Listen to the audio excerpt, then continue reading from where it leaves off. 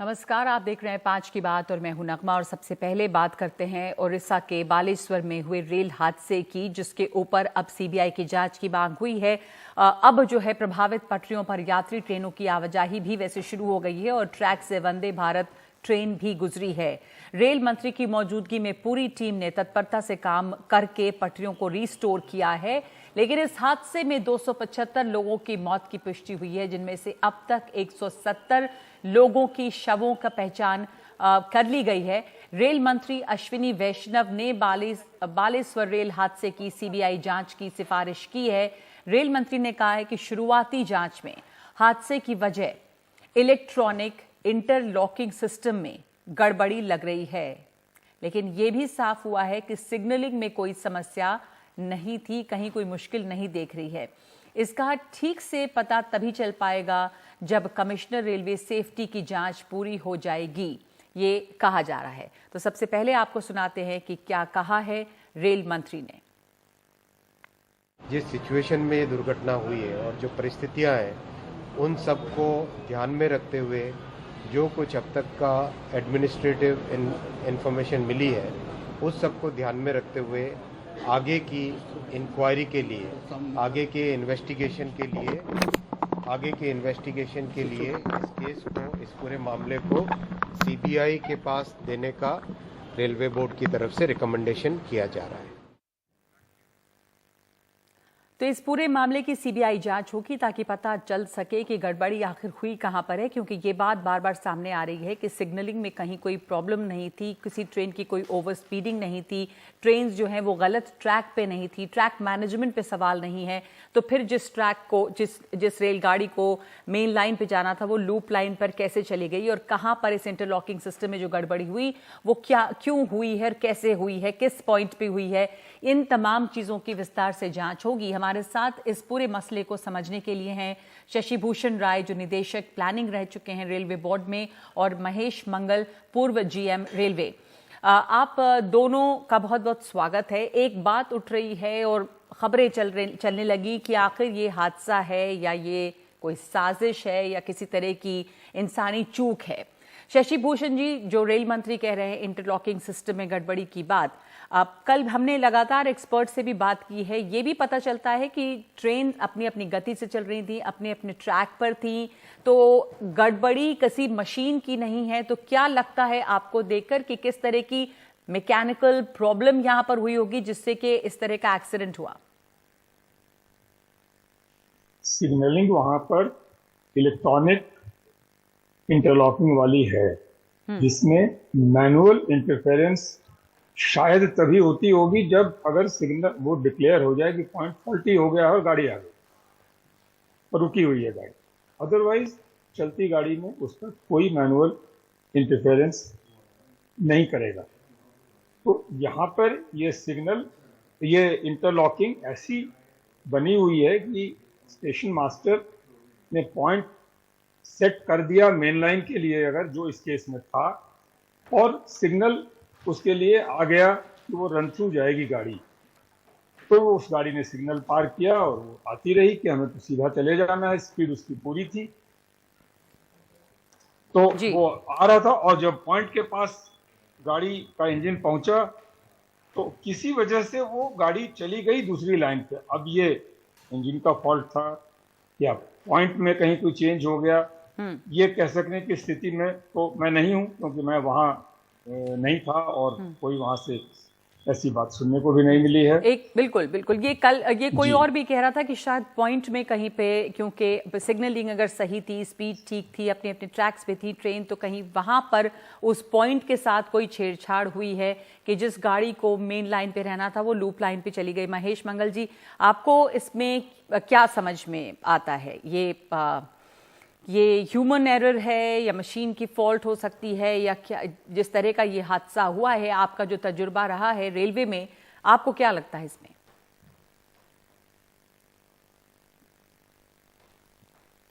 महेश जी, आप म्यूटेड हैं, अपने को अनम्यूट करिए। हाँ, नमस्कार नजमा जी। नमस्ते। जज शशि भूषण जी ने आपको बताया कि वहां पे क्या हुआ था, और आपने मंत्री जी को भी लास्ट 2-3 दिन में आप सुनते रहे थे और उन्होंने कल बताया था कि उनको रूट कॉज का पता लग गया है, पता लग चुका है, और उन्होंने ये कहा था कि इलेक्ट्रॉनिक इंटरलॉकिंग में कुछ काम चल रहा था। और रेलवे बोर्ड की भी आपने प्राइमा फेसी रिपोर्ट देखी होगी, और आपने कल मेंबर का भी इंटरव्यू सुना होगा। उसके अंदर भी ये था कि ये जो ट्रेन थी, ये बिल्कुल उनको सिग्नल, दोनों ट्रेन्स को ग्रीन सिग्नल मिले थे, और दोनों ट्रेन अपनी पूरी स्पीड पे जा रही थी। परंतु कोरोमंडल एक्सप्रेस जब ये पॉइंट नंबर 17A जो कल्प्रिट पॉइंट है वहां पे पहुंची, तो वो मेन लाइन में जाने के बजाय लूप लाइन के अंदर चली गई, और लूप लाइन पे ये आयरन ओर वाली फ्रेट ट्रेन खड़ी थी, तो उसके ऊपर चली गई, और उसकी वजह से हादसा हुआ। उसकी वजह से एकदम इम्पैक्ट की वजह से उसके सारे कोचेज वोचेज सब कैप्साइज हो गए, और वो जाके डाउन लाइन पे भी उसके कुछ कोचेज गिर गए। वहां से यशवंतपुर हावड़ा ट्रेन पास हो रही थी, तो वो उससे भी टकरा गए। तो इसका जो मेन कॉज है वो ट्रेन जो मेन लाइन की बजाय लूप लाइन में चली गई, उसी की वजह से हुआ है। यही बात समझना चाहते हैं कि ये जो मेन लाइन की जगह लूप लाइन में चली गई, ये क्या ह्यूमन एरर है? क्योंकि कोई छेड़छाड़ हुई है, ये भी बात सामने आ रही है। और सर बात जो है वो अब ये भी आ रही है कि ये हादसा है या ये साजिश है, किसी की गलती है, कहीं कोई पिन पॉइंट ऐसे नहीं हुआ है। सीबीआई जांच की भी इसमें बात हो रही है। पर क्या आपका तजुर्बा जो है उससे लगता है कि अगर मशीन में ये भी बात सामने आती है कि अगर एक बार पॉइंट सेट कर दिया गया तो वो ऐसा मुमकिन नहीं है कि वो अपने आप ही बदल जाए, तो क्या हो सकता है इसमें? बिल्कुल, आप जो बोल रहे हैं वो बिल्कुल सही है। इलेक्ट्रॉनिक इंटरलॉकिंग बिल्कुल सेफ डिवाइस है, और हम लोग भी इंडियन रेलवेज के अंदर इलेक्ट्रॉनिक इंटरलॉकिंग जो यूज करते हैं वो वर्ल्ड ओवर यूज होती है, और वो सेफ्टी इंटीग्रिटी लेवल जो हाईएस्ट होता है उसके लिए सर्टिफाइड होती है। तो उसके अंदर जैसा शशि भूषण जी ने बताया था कि कोई इंटरफेरेंस और वो नहीं कर सकते हैं, बट जैसा मंत्री जी ने भी बोला था कि कुछ काम चल रहा था। तो काम जब करते हैं, जो कोई भी काम इलेक्ट्रॉनिक इंटरलॉकिंग या सिग्नलिंग के अंदर कुछ मॉडिफिकेशन या कुछ भी करते हैं, तो उसके लिए एक प्रोसीजर होता है, तो वो प्रोसीजर फॉलो करना पड़ता है। तो ऐसा लगता है कि उनके स्टेटमेंट से भी कि कुछ काम चल रहा था, बट ट्रेन का ऑपरेशन नॉर्मल चल रहा था। ठीक है जी। तो वो उससे ऐसा लगता है कि उस समय जो प्रोसीजर फॉलो करना चाहिए था वो नहीं हुआ था, और उसकी वजह से ये हादसा हुआ होगा। तो कमिश्नर ऑफ रेलवे सेफ्टी भी उसकी इंक्वायरी कर रहे हैं। कोई एक इसमें लगता है शशि भूषण जी की एक चूक रही है, कोई नेग्लिजेंस है, जाहिर है कि कोई किसी तरह की नेग्लिजेंस रही होगी तब ये होता है शशि भूषण जी। और दूसरे की उस दिन से लगातार ये चर्चा है कि जो एंटी कोलिजन डिवाइस होता है, जिसे कवच कहते हैं, भारत में डेवलप, इसकी बहुत बात हुई। हालांकि 65,000 किलोमीटर शायद रेलवे ट्रैक्स पे लगना है, पर सिर्फ 250 किलोमीटर पे ये लगा है। लेकिन अगर ये लगा भी होता इन ट्रेनों में, जैसा कुछ पॉलिटिशियंस भी सवाल उठा रहे थे, तो ये एंटी कोलिजन सिस्टम जो है वो क्या इस हादसे को टाल सकता था? शायद नहीं। जी देखिए, ऐसा है, जो इंटरलॉकिंग की बात कही हमारे मित्र महेश मंगल जी ने, इंटरलॉकिंग सुनिश्चित करता है कि सिग्नल दिखा दिया गया है ड्राइवर को कि आपका सिग्नल ग्रीन है या येलो है। जैसा सिग्नल है उसको समझ में आ जाता है कि मुझे सीधी लाइन में जाना है, ग्रीन है तो, येलो है तो लूप लाइन में जाना होगा। तो उसकी एक बार जब सिग्नल को कर दिया गया उस पोजीशन में और ड्राइवर ने सिग्नल को क्रॉस कर लिया, इंटरलॉकिंग इंश्योर करता है कि पॉइंट में कोई परिवर्तन नहीं किया जा सकता। इंटरलॉकिंग कहते ही इसलिए हैं कि सिग्नल और पॉइंट्स इंटरलॉक्ड हैं। कि सिग्नल दे दिया तो पॉइंट अब वापस नहीं कर सकते जब तक मोमेंट पूरा ना हो जाए। इसलिए ड्राइवर अपने से ऐसा कुछ नहीं कर सकता जिससे वो इंजन को घुमा दे किसी तरफ जी, कि सीधी लाइन से दूसरी लाइन पे जैसे हम कार या बस को घुमा दे, वो उसको घुमाने का काम पॉइंट ही करता है खुद। इसलिए ये जो चीज हुई है वो कोई ना कोई चीज पॉइंट के साथ या पॉइंट के बगल में, और उसके पहले भी गाड़ी गई होगी। इवन जो आयरन ओर वाली ट्रेन थी वो भी तो आकर घुसी होगी लाइन में, बिल्कुल। दूसरी गाड़ी भी गई होगी तो, इस ट्रेन के पहले। हाँ, इजी रूट है। और एंटी कोलिजन डिवाइस की जो आपने बात करी, एंटी कोलिजन डिवाइस रेलवे ने लगाना शुरू कर दिया है। वो कवच, सुरक्षा कवच वाली चीज वो भी शुरू कर दिया है। पर इतने बड़े सिस्टम में चीज तो लगेगी ग्रेजुअली, क्योंकि एक साथ हमारे 7,000 स्टेशन बहुत पहले होते थे, अभी हो सकता है कुछ ज्यादा ही हो गए। तो एक साथ उन पर लगाने की संभावना तो आप समझ सकते हैं कि नहीं होगी। जाहिर है कि एक साथ तो लगाने की संभावना नहीं है, बहुत कम डिस्टेंस नहीं, पे भी तो हुआ दिल्ली है, बंबई और शुरुआत दिल्ली हुई है कलकत्ता अभी। रूट पर पहले कर रहे हैं उसको।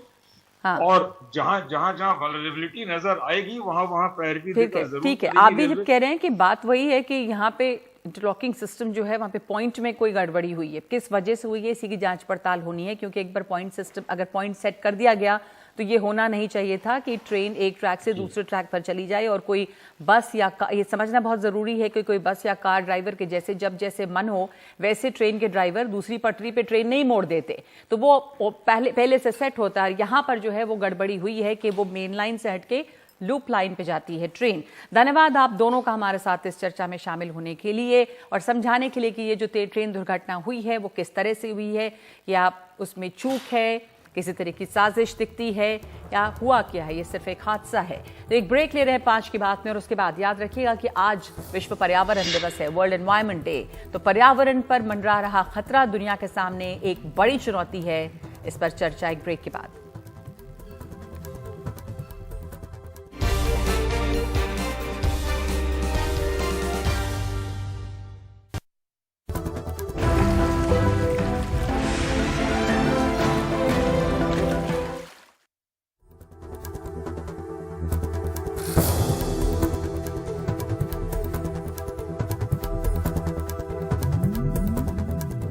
आज पर्यावरण दिवस है और बहुत सारे लोगों के लिए ये क्रिटिसिज्म आता है कि क्या ये सिर्फ औपचारिकता बन के रह गया है, ऐसे दिनों की क्या खासियत या अहमियत है। लेकिन ये बहुत ही महत्वपूर्ण दिन है क्योंकि पर्यावरण पर जो खतरा दुनिया के सामने है वो सबसे बड़ी चुनौतियों में एक है और हम इस धरती को बिल्कुल कचरा घर बना चुके हैं। हालत ये है कि इस खतरे को हम समझने को भी तैयार नहीं है।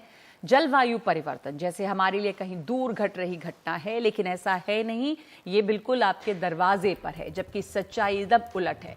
ग्लोबल वार्मिंग की रफ्तार तेज हुई है, समुद्र का जल स्तर ऊपर जा रहा है। 1880 के बाद समुद्र का जल स्तर 8 इंच ऊपर जा चुका है, जिनमें से 3 इंच की बढ़ोतरी पिछले 25 सालों में हुई है। इस बढ़ोतरी की वजह से समुद्र के किनारे के शहर डूब सकते हैं, ये खतरा बना हुआ है, जिसका असर भारत के सुंदरबन में देखा जा सकता है और इसकी वजह से इंडोनेशिया अपनी राजधानी जकार्ता से हटाने की भी बात कर रहा है।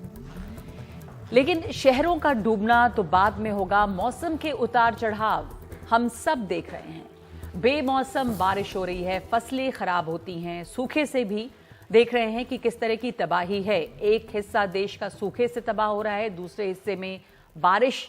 मामला बस इतना ही नहीं है, हम अपने नदियों, समंदरों, अपनी झीलों और सभी आसपास के इलाके को इतना गंदा कर देते हैं कि धरती रहने लायक नहीं रहती। प्लास्टिक का भरपूर और बेरोक टोक इस्तेमाल इसका एक पहलू है।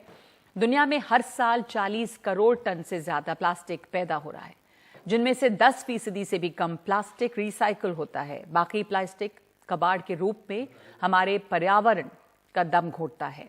हर साल करीब 1.9 से 2.3 करोड़ टन प्लास्टिक कचरा झीलों, नदियों और समंदर में समा जाता है।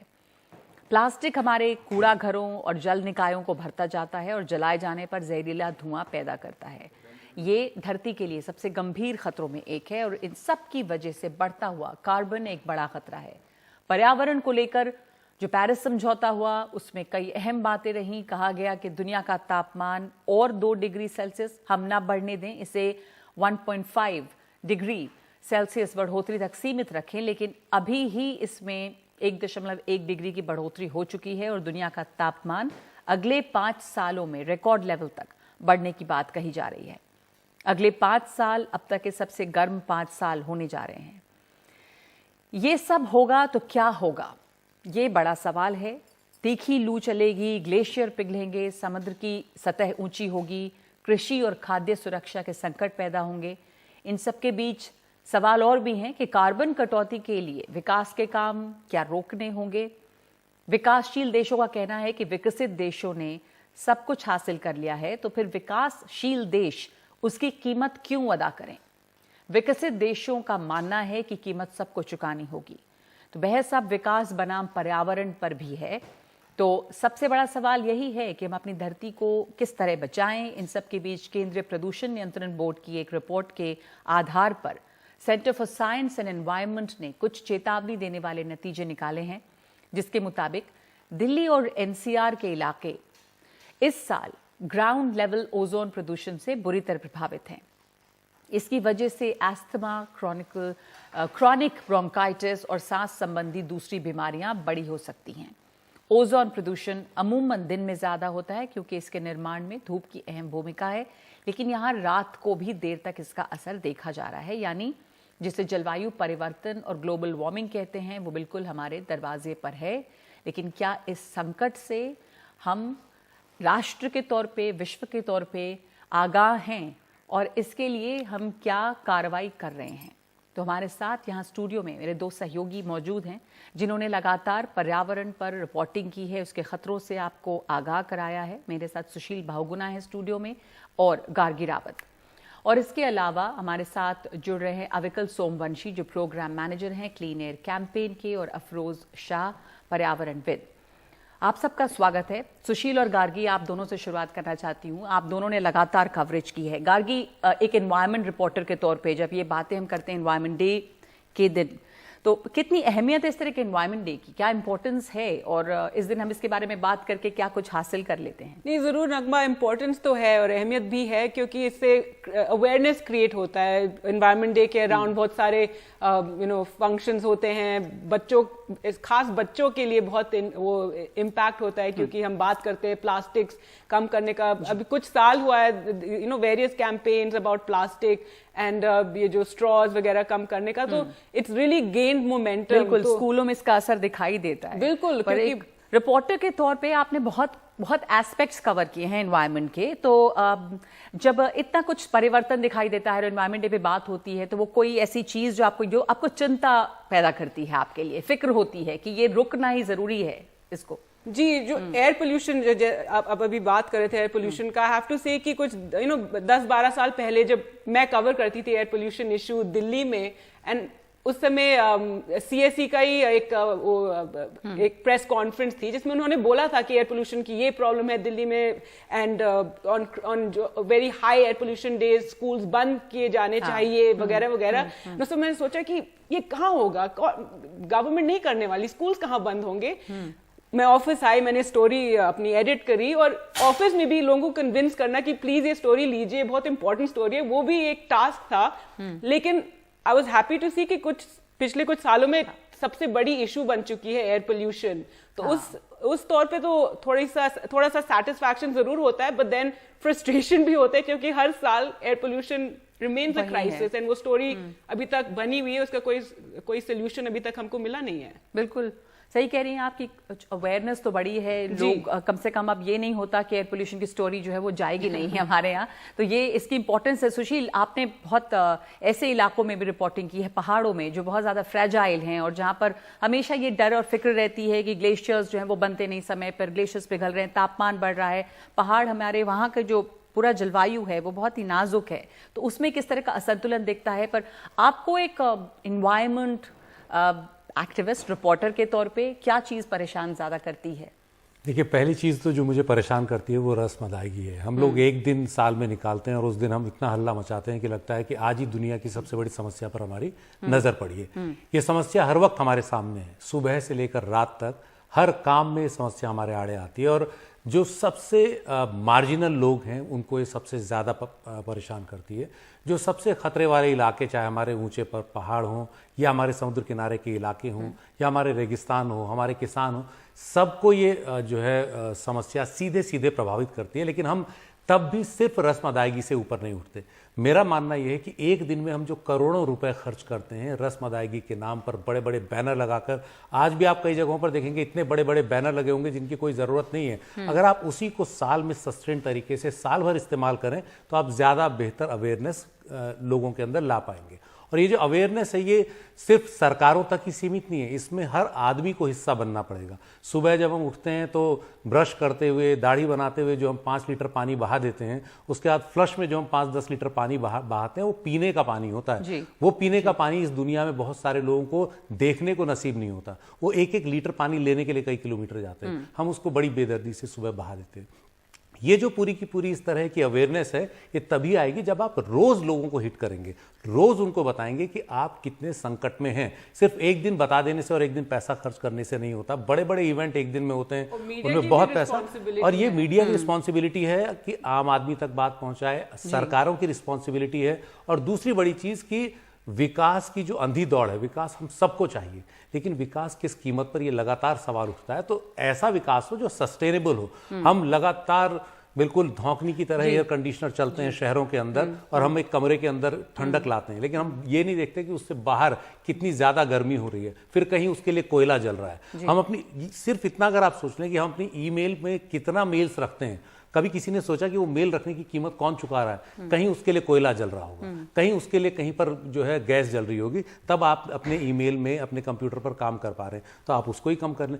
हर स्तर पर आपको, आप जो खा रहे हैं हर चीज में माइक्रो प्लास्टिक है। आप जब प्लास्टिक का कोई टुकड़ा फेंकते हैं तो लौट कर वो आपके खाने में आता है, आपकी धमनियों में बहता है। तो ये चीज जब तक हम रोज हिट नहीं करेंगे, लोगों को दिन रात हिट नहीं करेंगे, हम अपने 100 मिनट के कार्यक्रम में अगर 2 मिनट भी रोज डालें तो उसका ज्यादा फर्क पड़ेगा बनिस्बत इसके कि हम एक ही दिन 24 घंटे सब कुछ कह के और फिर अगले साल लौटें।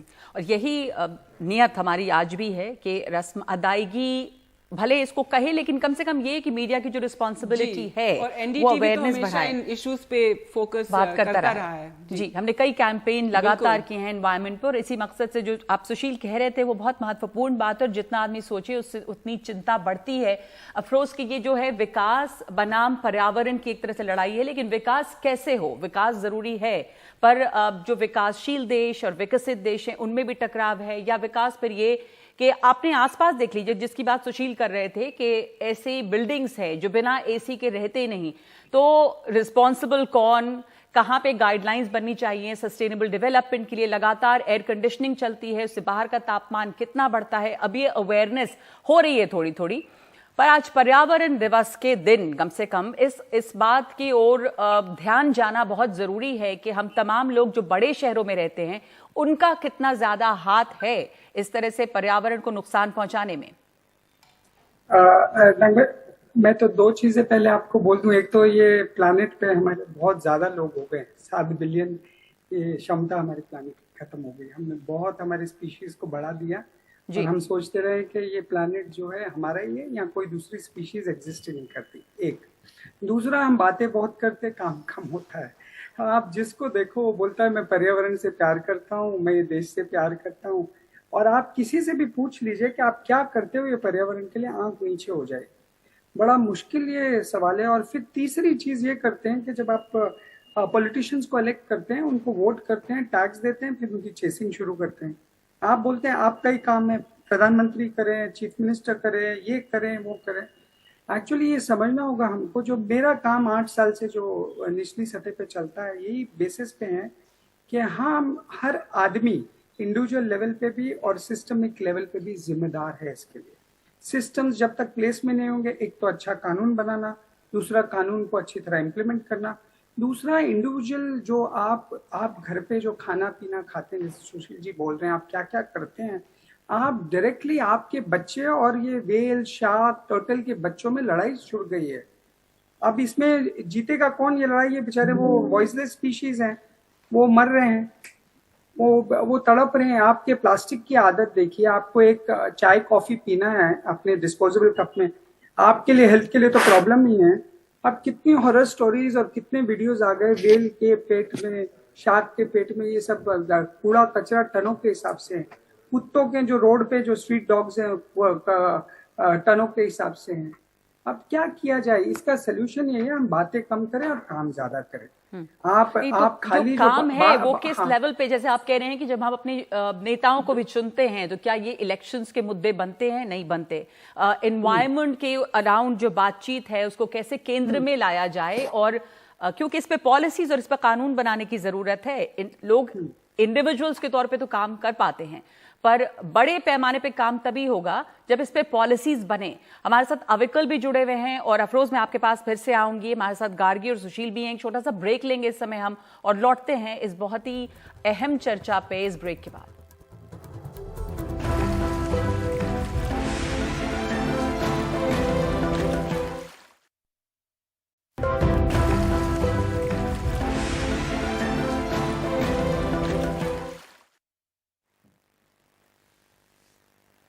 तो हम बात करें पर्यावरण की। आज पर्यावरण दिवस है। हमारे साथ मौजूद हैं अविकल सोमवंशी जो प्रोग्राम मैनेजर हैं क्लीन एयर कैंपेन के centre for science and environment. Avikal एक रिपोर्ट, एक एनालिसिस की है CSE ने, जिससे पता चलता है कि दिल्ली NCR के इलाके में इस साल ग्राउंड लेवल ओजोन प्रदूषण से बहुत बुरी तरह से प्रभावित रहा है। तो ग्राउंड लेवल ओजोन जो प्रदूषण है वो क्यों, कैसे बढ़ा, वो क्या है? तो हाँ, हमने इस बार गर्मियों में ग्राउंड लेवल ओजोन का एनालिसिस किया है। पहले तो मैं बता दूं, ओजोन दो तरीके की होती है। एक ओजोन जो आपकी स्ट्रेटोस्फीयर में होती है, जिससे ओजोन लेयर बनता है, जो सूरज से आने वाली हार्मफुल किरणों को रोकता है और देश के लिए काफी, दुनिया के लिए काफी जरूरी है, जिसमें ओजोन होल की बात हो रही। ओजोन उस लेवल पे अच्छी होती है, लेकिन जो ग्राउंड लेवल जहाँ पे हम सांस ले रहे हैं वहां पे अगर ओजोन है तो बहुत ही हानिकारक है और जानलेवा है, और इसका बढ़ना काफी खतरनाक माना जाता है।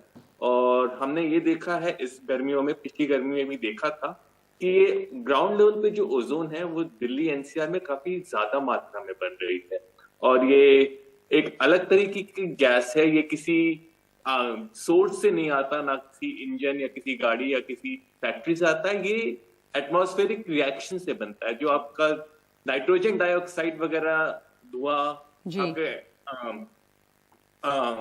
शहर में होता है, वो धूप में ऑक्सीजन से रिएक्ट करके ओजोन बनाता है। और ये गर्मी के समय, दोपहर के समय काफी ज्यादा लेवल पे जा रहा है। हमने देखा है कि दिल्ली में अधिकतर जो स्टेशन है वहां पे स्टैंडर्ड को ब्रीच कर रहा है, और ये काफी हानिकारक है। और इसका जो असर है वो तुरंत होता है। PM 2.5 वगैरह का असर आपको साल 2 साल में होता है, लेकिन जो ओजोन का पोल्यूशन है, अगर आप ओजोन से एक्सपोज हो रहे हैं तो आपको इंस्टेंटली रिएक्शन होगा। अगर आपको हार्ट की डिजीज है या ब्रीथिंग की प्रॉब्लम है, एस्थमा है, तो आपको उसी समय उसका असर होगा और आपको कहते हैं अस्पताल जाने की जरूरत पड़ सकती है। और ये दिल्ली NCR में काफी ज्यादा हो गया। जी, दिल्ली NCR में काफी ज्यादा देखा गया इस बार। खतरनाक है क्योंकि उसमें जैसे बता रहे हैं अविकल की फौरन एक हेल्थ इमरजेंसी हो सकती है। ज़मीन के सतह के आसपास में ये ओजोन बहुत ख़तरनाक है। तो एक पर्यावरण में बहुत सारी NDTV ने लगातार कैंपेन इस पर किए हैं और बहुत सारी पॉजिटिव अच्छी स्टोरीज भी सामने आई हैं कि लोगों ने किस तरह की कोशिश की है इसे लेकर। और अफरोज तो लगातार ऐसी कोशिश में रहे हैं। गार्गी, हम लोगों ने इन्हें अपने शोज में भी शामिल किया है। मैं कहना चाहती थी कि जो एनवायरमेंट रिपोर्टिंग होती है उसमें काफ़ी बहुत लोग निराश हो सकते हैं, लेकिन कुछ स्टोरीज ऐसी हैं, जैसे अफरोज की कहानी है जो हमने NDTV में फीचर किया, कैंपेन में फीचर किया, कि इन्होंने वर्सोवा बीच को देखा, वहां पर गंदगी देखी। मैं बता नहीं सकती हूँ वो जो पहले के फुटेज या पिक्चर्स हैं वर्सोवा बीच के कैसे थे। उन्होंने ठान लिया कि मैं इसको साफ करूंगा। अब इमेजिन एक जना सोचे कि मैं क्या कर सकता हूँ, लेकिन वो लगे रहे और उनके लगे रहने से रोज एवरी आई थिंक वीकेंड वो काम करते थे और लोग जुड़ गए, स्टूडेंट्स जुड़ गए, यंगस्टर्स जुड़ गए एंड वो बीच उन्होंने साफ कर दिया। हाँ, बार बार वो कूड़ा वापस भी आ जाता था, वो सफाई करते रहते और वहां पे फिर टर्टल्स ने आके नेस्ट दिया। तो इससे ज्यादा क्या सक्सेस माना जा सकता है? तो ऐसी स्टोरीज भी बहुत इंपॉर्टेंट है। Afroz, I am very happy that you are here with us on environment day today. और ऐसे मौके पे नगमा को लगता है कि हमें जो thank you Gargi, thank you for having me. Yes, उन लोगों को सेलिब्रेट करना चाहिए। कल ही यमुना जी अभियान के मनोज मिश्रा जो हैं, उन्होंने आखिरी सांस ली, कहीं जिक्र उनका कुछ हुआ ही नहीं। फिर भी लोगों को लगे रहना पड़ेगा, चाहे वो हीरो बने न बने, क्योंकि एक और बड़ी जो कई तरीके से कई मैट्रिक्स है जिनमें हम दिखा सकते हैं। हम एक अर्थ ओवरशूट डे बोलते हैं।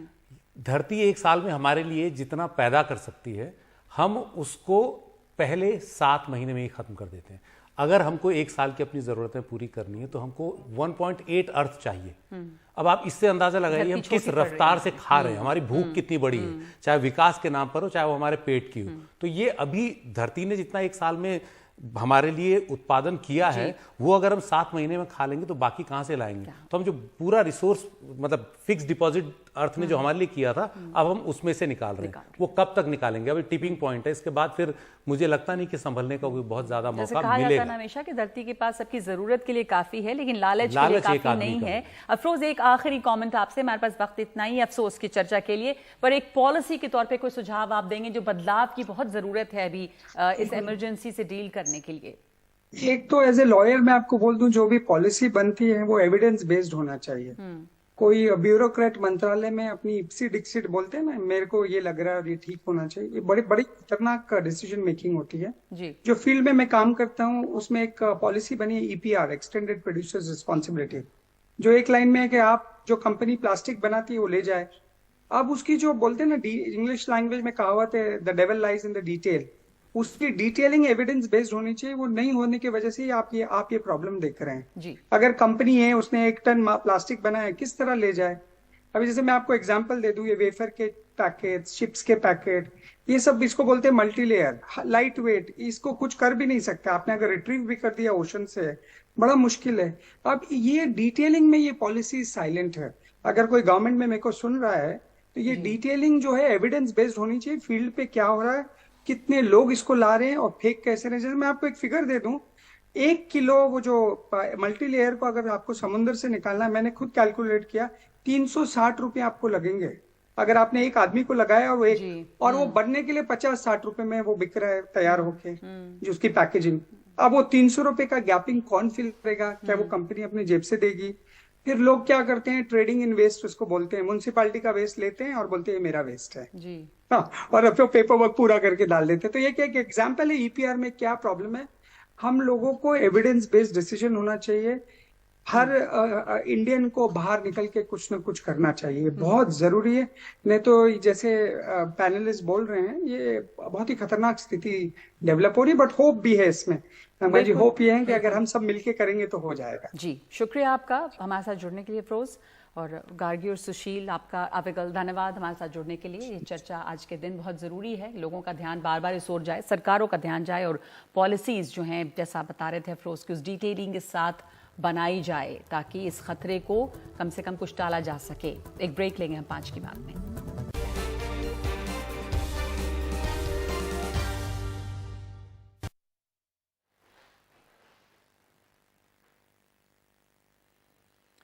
और खबर आई है कि कर्नाटका के रामनगर में 26 साल के एक टोल कर्मचारी की हत्या कर दी गई है।